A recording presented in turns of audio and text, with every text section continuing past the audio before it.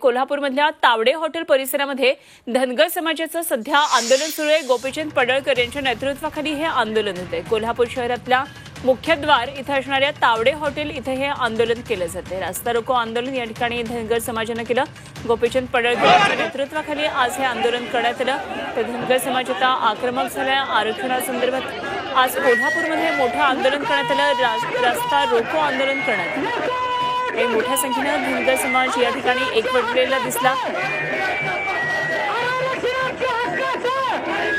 ही थेट दृश्य आपण सध्या कोल्हापूरमधून पाहतोय। गोपीचंद पडळकर मध्यभागी बसलेले आणि मोठ्या प्रमाणामध्ये आता धनगर समाज या ठिकाणी एकवटलेला आहे। धनगर समाजाचे हे आंदोलन आज कोल्हापूरमध्ये तावडे हॉटेल या परिसरामध्ये सुरू आहे।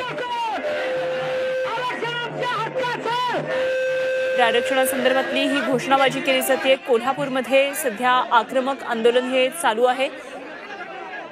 तर आज या संदर्भातली महत्त्वाची बैठक राज्य सरकारमध्ये सुद्धा होणार आहे। शंभूराज देसाई, चंद्रकांत पाटील यांची बैठक होणार आहे आणि एकंदरीत सध्या आरक्षणाचा मुद्दा तापलेला आहे। मराठा आणि धनगर आरक्षणासंदर्भातला राजकारण जोरदार तापलेलं असताना इकडे गोपीचंद पडळकर कोल्हापूरमध्ये रास्ता रोको आंदोलन करताना दिसतात।